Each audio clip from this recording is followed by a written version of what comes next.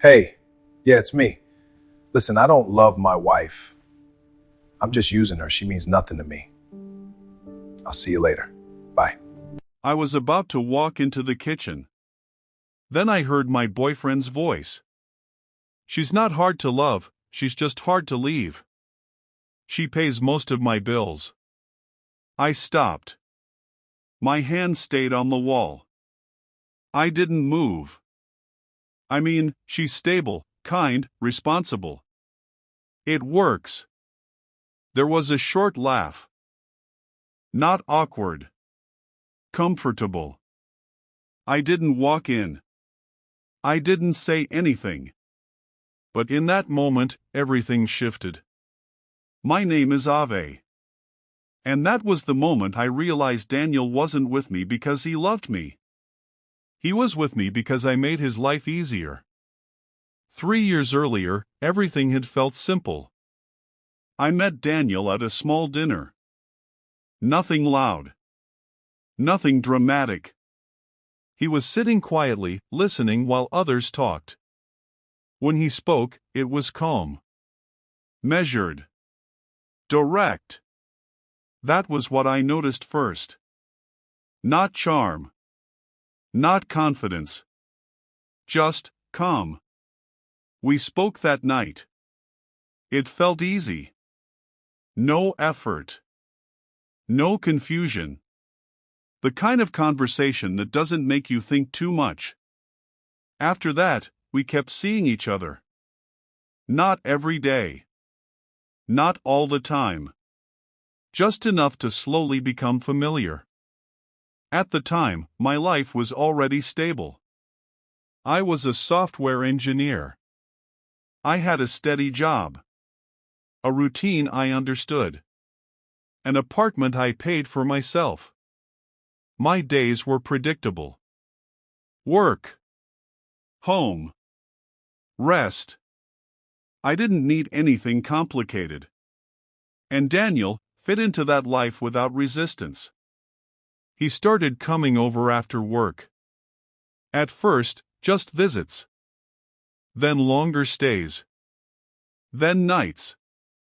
Then weekends. Then small things started to stay behind. A toothbrush. A hoodie. A pair of shoes near the door. It didn't feel sudden. It felt gradual. Natural. Until one day, it felt like he already lived there. And eventually, he did. We didn't sit down to plan it. There was no serious conversation. No structure. It just happened. And I didn't question it. I covered the rent. At the time, it made sense. I earned more. My job was stable. Daniel said he was still figuring things out. Between jobs. Looking for something better. Something more permanent. I believed him. Not because I had proof. But because I trusted him. Months passed. Then a year. Then 2. Nothing really changed. I was still paying most of the bills. Rent. Food. Utilities. Subscriptions. Everything that kept the apartment running.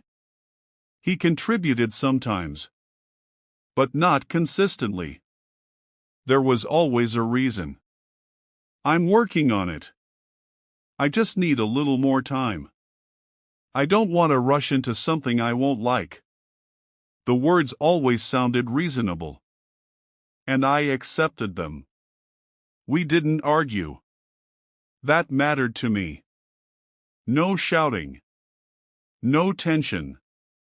No moments that made me question everything. Everything felt calm. And I told myself that calm meant healthy.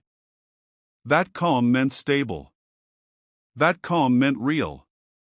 When I asked about the future, his answers were always the same. Soon. We'll figure it out. Things will get better. No details. No timelines. Just words that sounded like plans. I didn't push. I didn't demand more. I trusted that things would balance out. Eventually. Most evenings followed the same pattern. I would come home from work. Tired, but settled. He would already be there. Relaxed. Watching something. Scrolling through his phone. He would look up, smile slightly, and say, "Hey." Like everything was normal. And I believed it. Because nothing on the surface told me otherwise. Looking back, there were small signs. Easy to ignore. Easy to explain. He avoided serious financial conversations. He delayed decisions. He stayed comfortable in uncertainty. But none of it felt urgent enough to question. Not then. Standing outside that kitchen. Hearing him reduce me to something practical. Something convenient. Something that worked. I understood something I hadn't allowed myself to see before. This wasn't sudden. It wasn't new. He hadn't changed. I had just misunderstood. His voice continued behind the wall. But I stopped listening. I didn't need to hear more. I stepped back slowly. Careful not to make a sound. I walked away from the kitchen. Each step quiet. Controlled. For the rest of the evening, I acted the same. I didn't mention what I heard. I didn't ask questions. I didn't look at him differently. Not where he could see it. He spoke to me like always. Normal tone. Normal words. Like nothing had shifted. And I responded the same way. Calm. Steady. Unchanged. But inside, everything had already ended. Not loudly. Not dramatically. Just quietly. Completely. That night, I didn't cry. I didn't break down. I didn't confront him. I lay in bed beside him. Awake. Staring into the dark. Replaying his words. She's just hard to leave. And for the first time, I understood exactly what I meant to him. Not love. Not a partner. Not a future. A position. A convenience. A system that worked. And as I lay there in silence, one thing became clear. I wasn't going to argue. I wasn't going to beg. I wasn't going to ask him to explain something I already understood. I was going to leave. He just didn't know it yet. The next morning felt normal. Daniel moved around the apartment like nothing had changed. "Morning," he said. "Morning." I picked up my bag and left for work. On the way, his words stayed in my head. "She's just hard to leave." I replayed it once. Then again. Not to feel it. To understand it. At first, I questioned it. Maybe I misunderstood. Maybe it sounded worse than it was. But the tone, the way he said it. There was no doubt. He meant it. By the time I got to work, I stopped making excuses for him.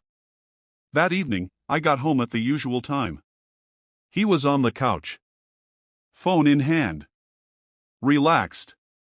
"Hey," he said. "Hey." I dropped my bag and walked into the kitchen. Nothing in my behavior changed. Later, he spoke from the living room. "Can you cover the internet bill this month?" "I'll handle the next one." "Okay," I said. That was how it always worked. A request. A promise. No follow-through. The next few days followed the same pattern. He stayed comfortable. No urgency. No pressure to change anything. He talked about plans, ideas, things he wanted to do, but nothing concrete. I listened. This time, I paid attention. One evening, he went into the shower and left his laptop open. I wasn't searching for anything, but something on the screen stood out. A spreadsheet. I stepped closer. It looked like a budget at first. Columns, dates, numbers. Then I noticed the names. More than one. I scrolled. Each entry was detailed.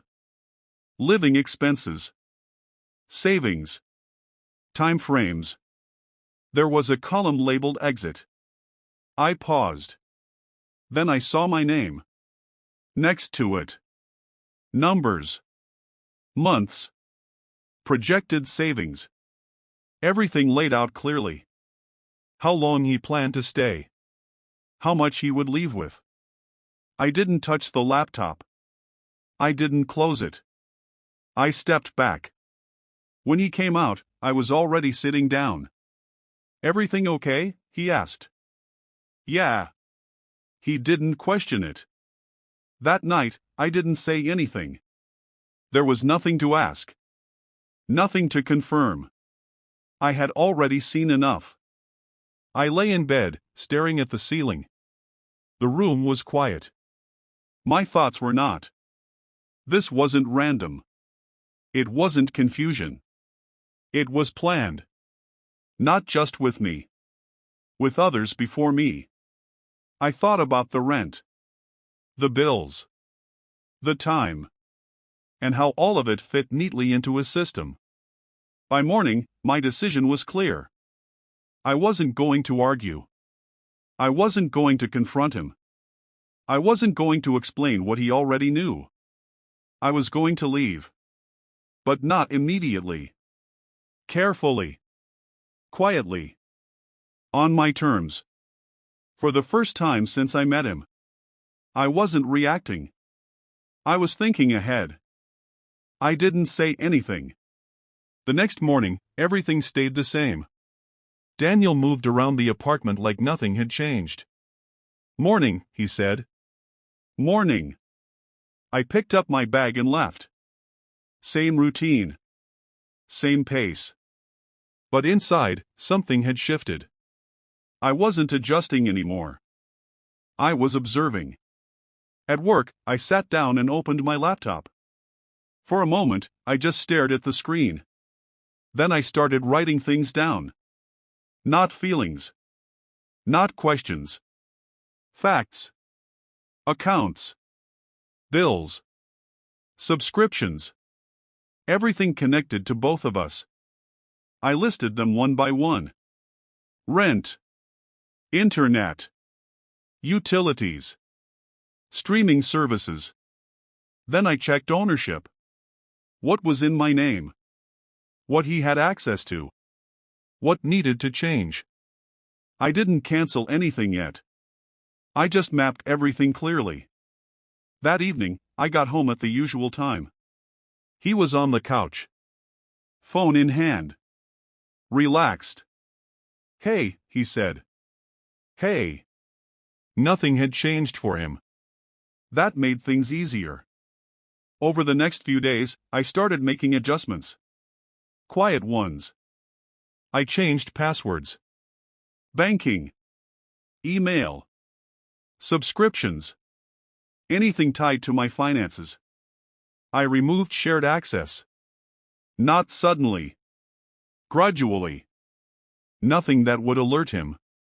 Nothing that would make him ask questions. At the same time, I started separating expenses. Things I used to pay without thinking. I reviewed them. Some I kept. Some I prepared to stop. I stopped covering extras. No announcement. No discussion. Just action. He didn't notice. Or maybe he didn't expect me to change. One evening, he spoke from the living room. "Can you send me something? I'll pay you back." I looked at him. Not this time. My voice was calm. No explanation.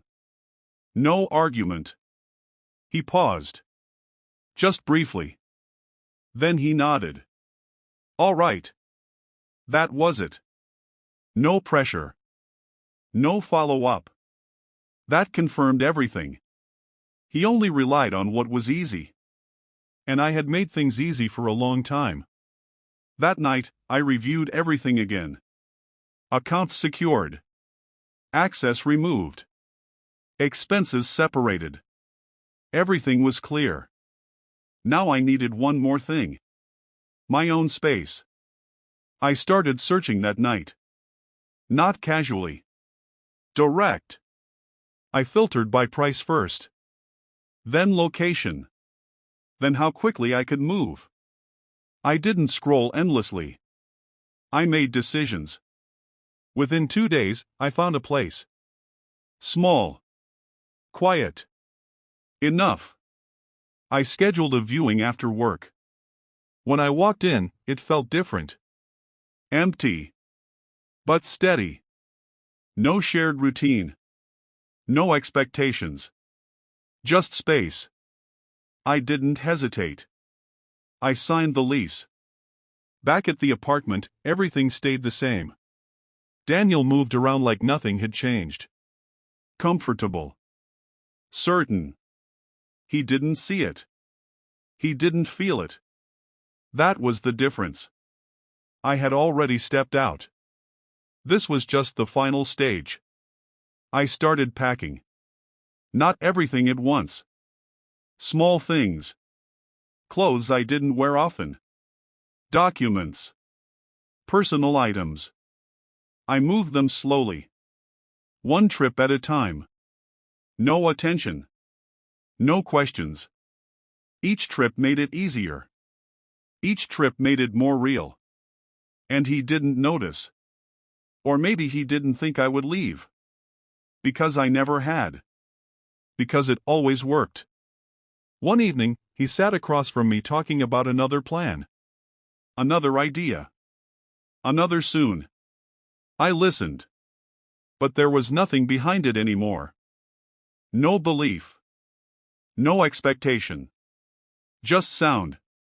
The next morning, I stood in the apartment and looked around. Everything was still there. But it didn't feel like mine. Not anymore. I picked up the last of my things. My bag. My keys. Daniel was in the living room. Heading out, he asked. Yes. He nodded. Didn't look up. Didn't ask anything else. I walked to the door. Opened it. And stepped outside. No argument. No explanation. No warning. I closed the door behind me. And this time, I didn't come back. The apartment was quiet. No background noise. No movement. No shared routine. Just space. I stood in the middle of the room for a moment. Not thinking. Just aware. Everything I needed was there. Nothing extra. Nothing shared. I set my bag down. Placed my keys on the table. And sat. The silence didn't feel empty. It felt clean. There was nothing to manage. No expectations. No adjustments. No one else to consider. That night, I slept without interruption. No thoughts replaying. No questions. Just rest. The next morning, I woke up early. Natural. No alarms. No noise from another room. I got up and made coffee. Slow. Unrushed. I stood by the window and looked outside. The city moved like it always did. But I didn't feel pulled into anything. I felt steady. Over the next few days, I settled in. I didn't rush to fill the space. I didn't add distractions. Everything stayed simple. Intentional. At work, nothing changed. Same responsibilities. Same pace. But my focus was different. Sharper. Clear. I didn't check my phone constantly. I didn't wait for messages. I didn't expect anything. Daniel didn't call. He didn't message. No questions. No reaction. That confirmed everything. There was nothing to return to. Nothing unfinished. A few days later, I opened a small box. Inside was the ring. Simple. Carefully chosen. At the time, I thought it meant something. A future. A promise. Now, it felt different. Not emotional. Not painful. Just clear. I held it for a moment. Not remembering anything. Just recognizing what it was. A symbol I had accepted without questioning. I closed the box. The next day, I took it to a jewelry store. The process was direct. They examined it. Measured it. Gave a value. I accepted it. No hesitation. No second thought. I walked out with the money. And stood outside briefly. Not thinking about him. Just deciding what came next. That was the only thing that mattered. Later that afternoon, I made a transfer. A scholarship fund. Women in engineering. I entered the amount. Checked it once. Then confirmed it. The money left my account. And that was it. It didn't feel like loss. It felt like correction. That evening, I sat in my apartment again. Same quiet. Same stillness. But now everything felt settled. Nothing pending. Nothing unresolved. I thought about everything once. Not to revisit it. To understand it clearly. Daniel didn't act randomly. He acted with structure. With intention.